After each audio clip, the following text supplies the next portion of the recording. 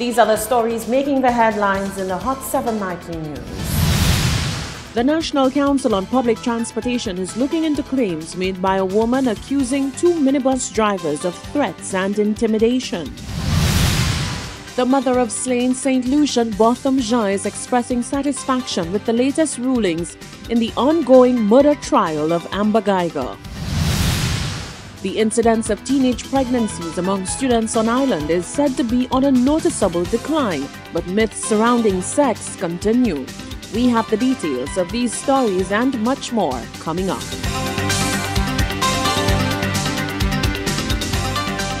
This is the Hot 7 Nightly News with Lovelace and Amy Joseph.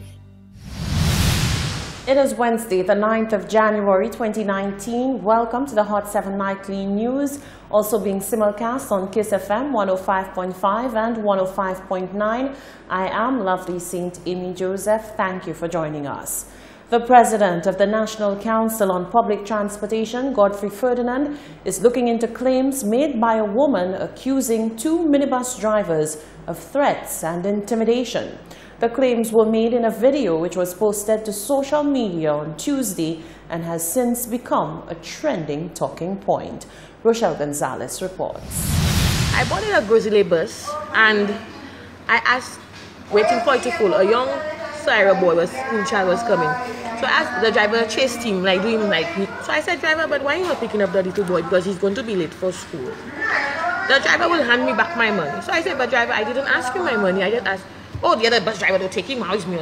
And by the way, get off my bus. So I'm laughing, thinking it's a joke because, I mean, you know already, I'm a Irish person. I'm not taking that for them. The man tell me, I'm not joking, get off my bus. So I say I'm not getting off the bus because that's not no grounds for me to get off the bus. I have no disrespect. All I ask you is why you didn't pick up the school child. And tell me if I'm wrong or if I'm right. Uncle get bad. Uncle tell me he not moving the bus. Tell everybody get off the bus because he not going nowhere because of me. This is a snippet of a now viral video posted by one Nadia Williams on Facebook, giving her side to an incident which took place at the Grosley bus stand in Castries. The alleged incident took place on Tuesday morning, and according to Williams further along in the video, the matter ended with her receiving threats from a second bus driver, and with that said driver issuing threats to all the other passengers who were seated inside the bus. On Wednesday morning, President of the National Council for Public Transport, Godfrey Ferdinand, said upon seeing the video for the first time, it is easy to understand why one would feel immediate anger. However, as the President of the Council, as well as a member of the Road Transport Board, he has to look at the matter objectively. The incident, he said, is being investigated closely. I do know that there will be a meeting tomorrow in reference to this particular incident. From that meeting, because I have seen the video and a number of other individuals have seen the video, that video will be shown at the board level. So the association and the ministry can take their particular stand or position, but the board then would make a comment to what should be done about this.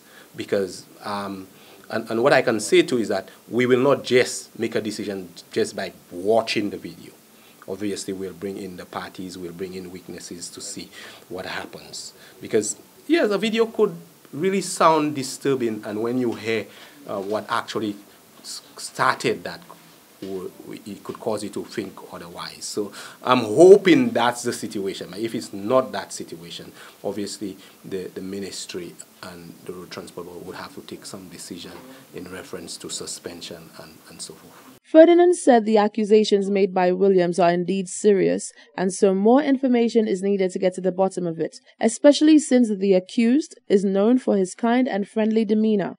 He said there was no need for the matter to escalate in the way that it did. The law doesn't give the bus driver the right to say, get off my bus, if there is not legitimate reasons. And most of the times, the legitimate reason would be if the person has threatened you, if the person is, how would I say, under the influence of alcohol where it's uncontrollable. So these are the two reasons why. And also when persons refuse to pay. So if you do not, if you refuse to pay, the driver can tell you, well, you have to get off. outside of that, the driver doesn't have the right to tell you get off their bus. They are offering a service. So if the driver's life is not at risk, the driver has not been insulted or so forth, you cannot tell the person get off. Ferdinand said as part of the sector upgrade, the council will look into getting drivers to take part in a number of courses, including CPR and anger management. Reporting for Hot 7 News, I'm Rochelle Gonzalez. Meanwhile, minibus drivers are speaking out against what they say are unruly passengers and the alleged abuse that they face whilst plying their routes and simply trying to do their jobs. The complaint is coming on the heels of the viral social media video in which a woman gave her account of being threatened and mistreated by 2 different bus drivers. In the wake of a viral social media video in which a local woman gave an account of an incident between herself and 2 bus drivers, a couple of fellow minibus operators are saying enough is enough when it comes to carrying unruly passengers. Minibus operator Stephen Japierre said drivers along the Gros Islet Castries route are constantly dealing with unruly passengers who are verbally abusive on a daily basis. For some unknown reason, he said, commuters have no respect for these drivers in particular. I work in Moshi, I work in Babuno, I never work in Grand Riviere. And all the other bus stand, when the passengers come to the bus stand, they taking their time, line after line, they asking the driver where you go in that place and you take the time per light. When they jump in the Gros Islet bus, they tell us that is not the other bus stand. They disrespect us really bad. Transport Board fully report concerning the passenger giving report every day concerning the bus drivers. So I appreciate if the Transport Board can take that matter very serious as what happened there with the bus driver yesterday, to do like all the other bus stand, make all bus full one after the other, one by one. And I will appreciate that because I've been there for too long and that disrespect is not nice for us. We complaining every day, it's not so nice. Japierre said although he was not present during Tuesday morning's incident, he believes his colleague had the right to stand up for himself. Another driver, Jonathan Wilkinson, said he has been a victim of passenger unruliness himself. I myself facing a lot of difficulties with passengers. Last time I put my bus there, my bus was push-back and a coaster was passing and the coaster knocked my bus. When I go, while I there talking to the driver of the coaster, a guy went, sit down in front of my bus, sitting like he's a passenger. And a while I just saw him come from the bus and he go down. So when I see that, I myself go and check my business. When I see that, he took my money. When I see he took my money, I was so mad. I took my cutlass to run behind him. The president of the Gros Islet Minibus Association declined to comment on Tuesday's matter. However, he revealed that a meeting will be held on Thursday to review the case, and so he will be open to give a response then. Reporting for Hot 7 News, I'm Rochelle Gonzalez. The incidence of teenage pregnancy among students on island is on the decrease. So says a peer counselor from the St. Lucia Planned Parenthood Association who works within secondary schools. However, she says the mission to provide accurate information about sexual reproductive health remains an uphill battle. In the absence of information, she says young people are making poor decisions. The issue of teenage pregnancy, particularly among females still attending school, is an issue that the Planned Parenthood Association has been working hard to address.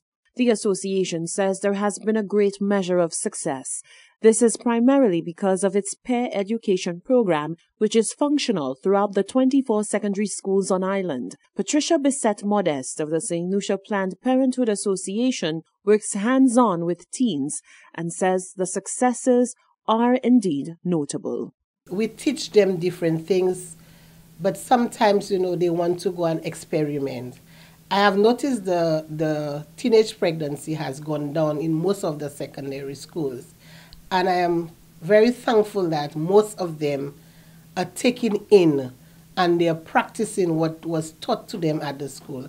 For female students who get pregnant while still in the process of undertaking their secondary or tertiary level education, the consequences can be life-altering. While pregnant students are no longer forced to leave school, some choose to do so out of shame and guilt. Others find it too physically taxing to complete their studies. Bisette Modest says the aim is to prevent the problem so that navigating these complex issues is not a burden that students even have to face. Her biggest problem, she says, is that so many young people still buy into the myths surrounding sex and reproductive health. They went out trying something and, they get pregnant. But afterwards they come in and say they didn't know they could have gotten pregnant for the very first time. Or sometimes there was no penetration and they still get pregnant. They're telling you what happened to them. And when it happened to them, you still have to tell them, well, protect themselves. Protecting is not only by using contraceptive, but if they know their body, they know their identity, they can delay their first sexual activity. The St. Lucia Planned Parenthood Association says it is also imperative that parents get more involved in early sex education talks with their children.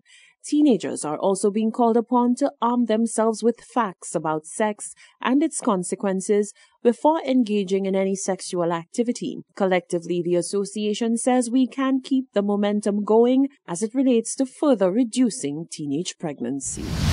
The mother of slain St. Lucian, Botham Jean, is expressing satisfaction with the latest rulings in the ongoing murder trial of Amber Geiger.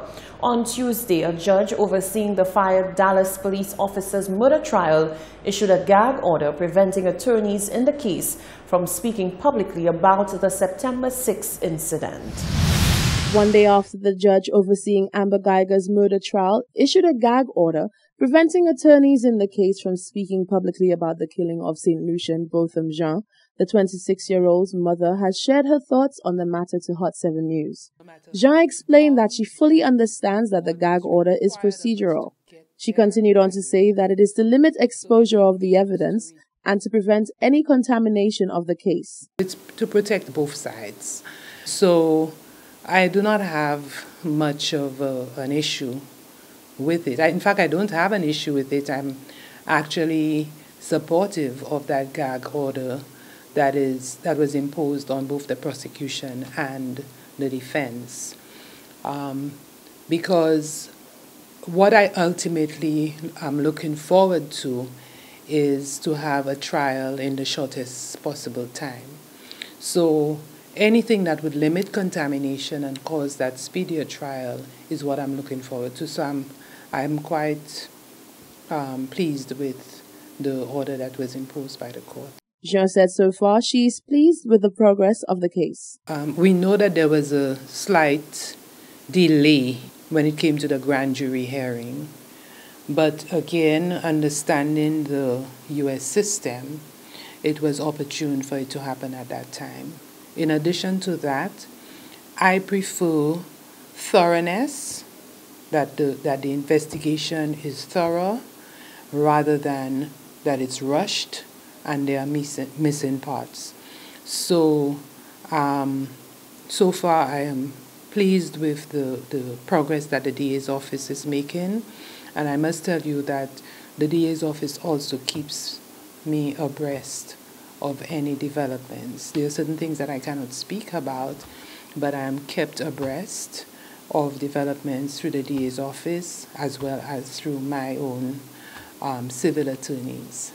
Jean said she is very happy that the St. Lucian media has continued to follow the case, as it sends a strong message to the U.S. that Botham's death is not a typical killing that will be forgotten or forgiven without a fight. She said in St. Lucia, the group of supporters known as Team Justice for Botham have many plans in the future to keep her son's good name alive and well. On 6th of March, we have tentatively scheduled the launch of the Botham Jean Foundation. We have registered the foundation in the United States in his name, and the goal of that foundation is to continue his legacy. As you know, Botham, while he was at Harding University, brought several teams of students to St. Lucia to just do charity work, to work with the Boys Training Center, to work with the Transit Home. They visited the Marion Home, the Comfort Bay, the Groseley Infant School, and several residents of Groseley. So we expect, and the Church of Christ in particular. So we will be establishing that foundation. We have already established a foundation, but we will launch it in St. Lucia. On the 1st of January, the family planted a palm tree in honor of the 26-year-old, which they plan to nurture. Reporting for Hot 7 News, I'm Rochelle Gonzalez. This is the Hot 7 Nightly News. Still to come, the Royal St. Lucia Police Force is vowing to place fresh attention to cold cases in hopes of bringing perpetrators to justice. And the St. Lucia Bureau of Standards has pulled non-conforming transformers from the St. Lucian market due to health and safety threats. Find out more after the break.